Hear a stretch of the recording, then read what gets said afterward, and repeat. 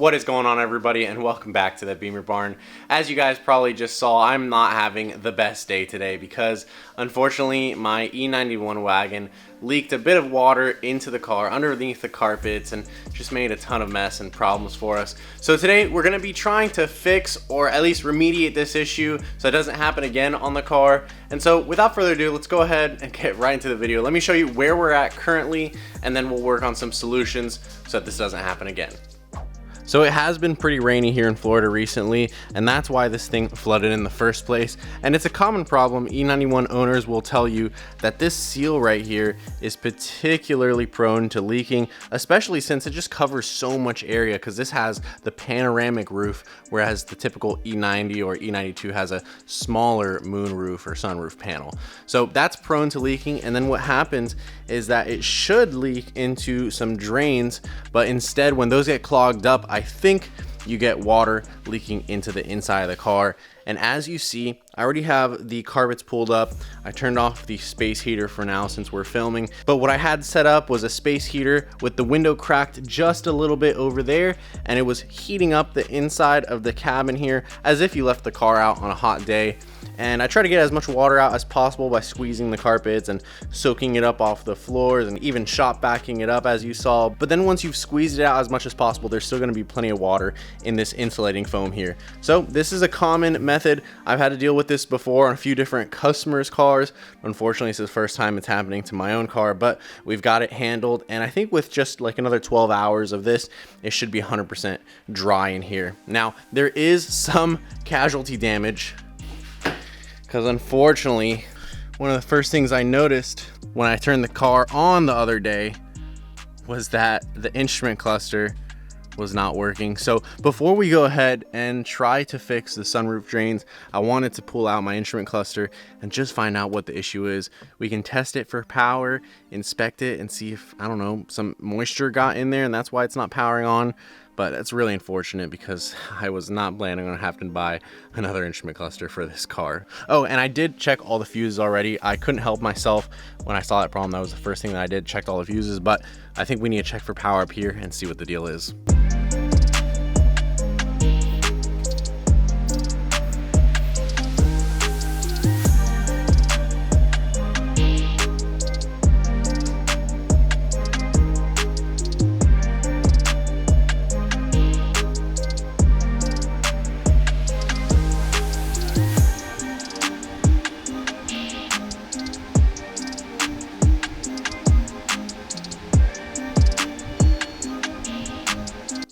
Well, I tested the instrument cluster, or at least the power going to it, and it seems fine.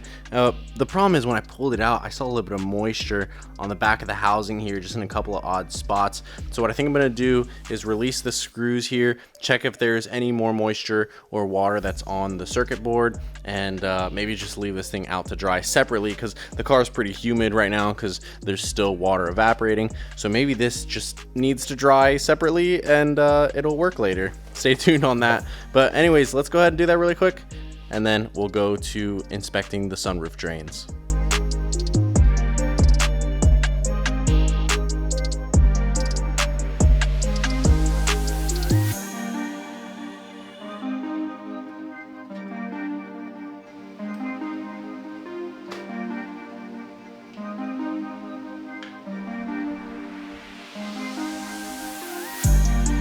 Well, I don't see anything obviously wrong with the circuit board here, although I'll be honest, I don't have an electrical engineering degree. So our best bet, since we don't have a bag of rice this big, is to probably just put it inside the house in a climate controlled environment where, I don't know, maybe it can cool down, it can dry out if there's anything in there. But we'll try out the instrument cluster later. Now let's go ahead and focus on the sunroof drains. And I think I'm probably gonna try to remove the glass here. That's just going to make it easy for me to show you guys, and it's just held in by I think 3 screws on each side and 2 screws on each side here for both pieces. So let me remove the glass, and then we'll have a really good look to test if the sunroof drains are working correctly.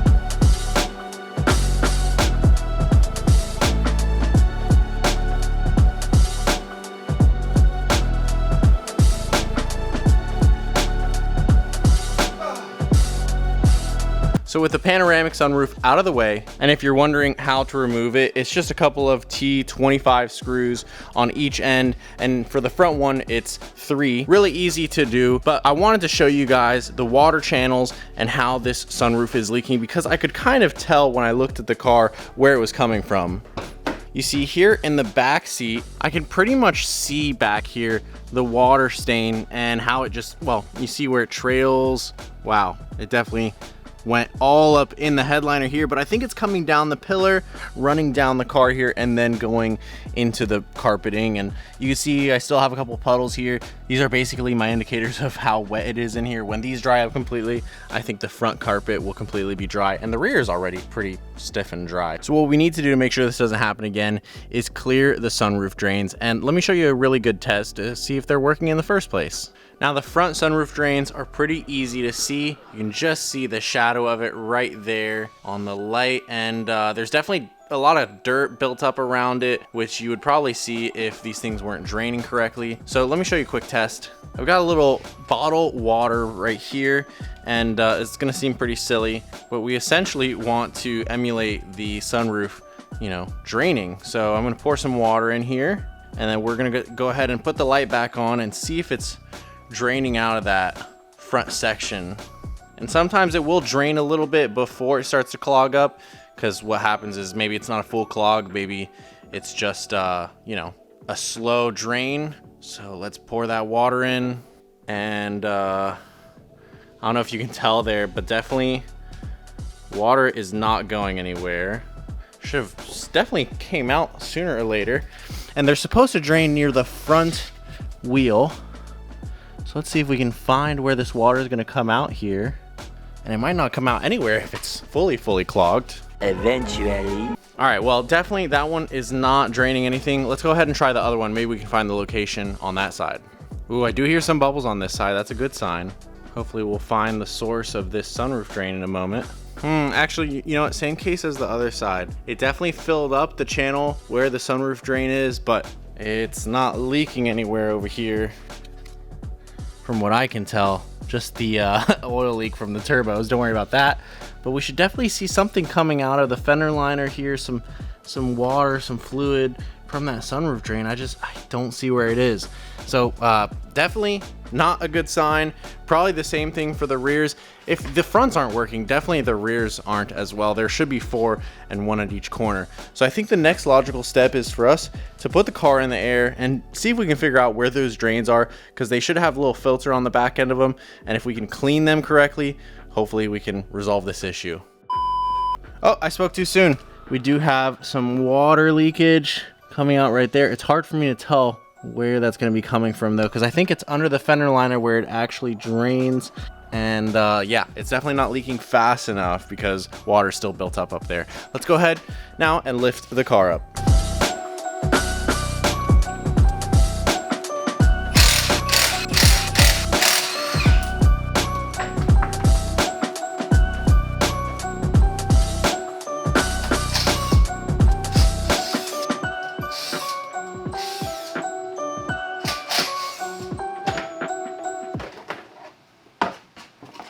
So I've gone and removed the wheel, the fender liner, all just to give you guys a good view. I'm not sure if this is required for this procedure, but check it out. So you can see it right there. It's this like X-shaped kind of filter. It's dangling literally out of the frame. And I think that's our sunroof drain. Let me see if I can kind of try to clear it out. Oh yeah, oh, I think it's definitely dirty. It's got, oh man. It's got some dirt in there. So I'm thinking that we need to clean this out. I've heard that you don't want to use compressed air because the hose for this runs through the channel in the frame here, and there'd be no way if it like came apart at one of the seals to reinstall it. Essentially, there's no way to fix that. So you don't want to use compressed air, but I think that if we snake like a wire up this, we should be able to agitate it, and with some fresh water coming down, we should be able to clean that hose out. So yeah, let me go ahead and see if we can clean this thing out.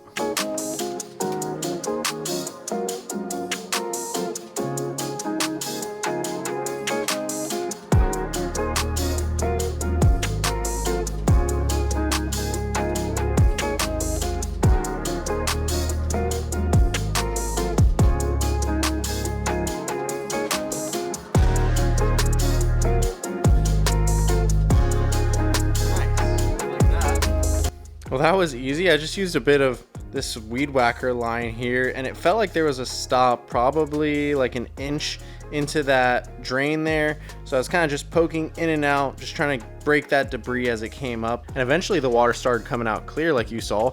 And I think that was a successful clean. So I think we just need to repeat that over on the other side. And then we need to figure out where the exit is for the rear sunroof drains.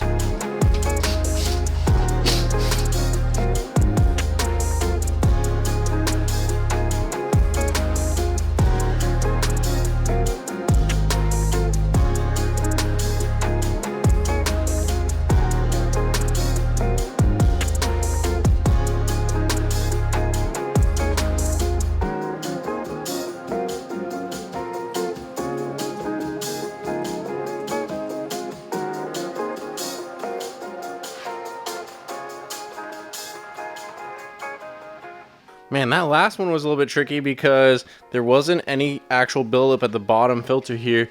What I did was I ran that wire down the hole here just super lightly, and it's made out of plastic. It's very malleable, so it's not gonna, you know, hopefully dislodge the seal here. But I just ran it down the hole probably 3 inches into the sunroof drain right here, and then all of a sudden I heard it draining on the floor here. So there was some sort of buildup up here instead of at the very bottom. I guess there really is only 2 places where it could clog up, but with that taken care of, we need to get the rear drains looked at. So let's see if we can pour some water into the back of the sunroof here and hopefully see where it's coming out over here.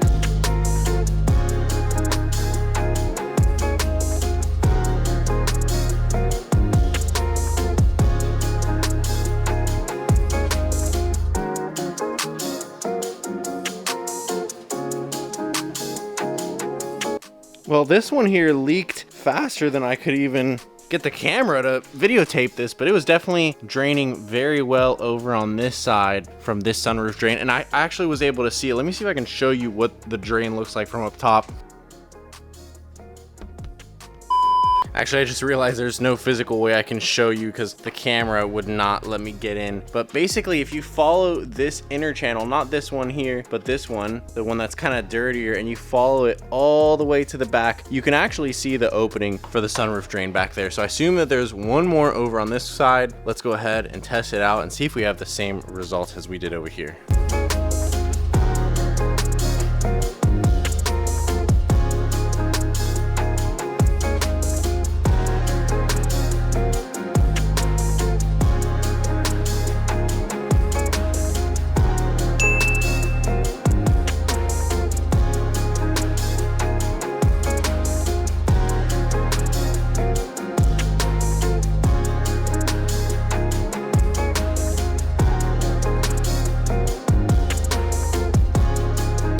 So I was able to get a little video of the sunroof drain from the top side so you could see how the channel looks like, and clearly it's draining pretty well from the back here from both sides. And if you want to know where the exit is, at first I would think it was maybe under the bumper because that's where it looked like it was coming from, but then I remembered on the E91s it's right up here. So that is the upper sunroof drain for the rear of the panoramic sunroof, and it drains all the way down here. You can see where it's still wet, and then basically goes behind the bumper here and down the car. Same thing on this side, and they're clearly very clean. So what this tells me is that what happened is I parked my wagon on my driveway, slanted down like I usually have it, and recently we had some serious Florida thunderstorms. So it was raining, and because the channel here was at an angle, clearly the water was not able to drain from the front here, and that's why it accumulated,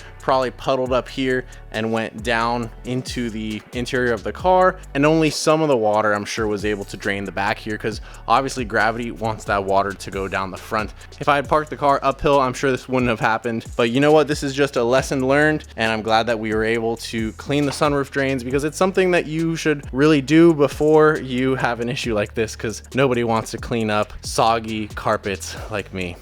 So that's going to conclude our video, and I did end up testing the instrument cluster after letting it dry for a couple days, and it turns out that it works again. So I hope you guys have the best of luck with this procedure, cleaning your sunroof drains, and hopefully you don't have the issue that I did with water getting into your cabin. But remember, maybe do this preventatively when you first buy a car, and that way you know you won't have that issue in the future. But if you enjoyed the video, be sure to leave a like or a comment down below, and subscribe to the channel if you're new and you haven't yet. As always, I hope everyone has an amazing day, and we will see you next time.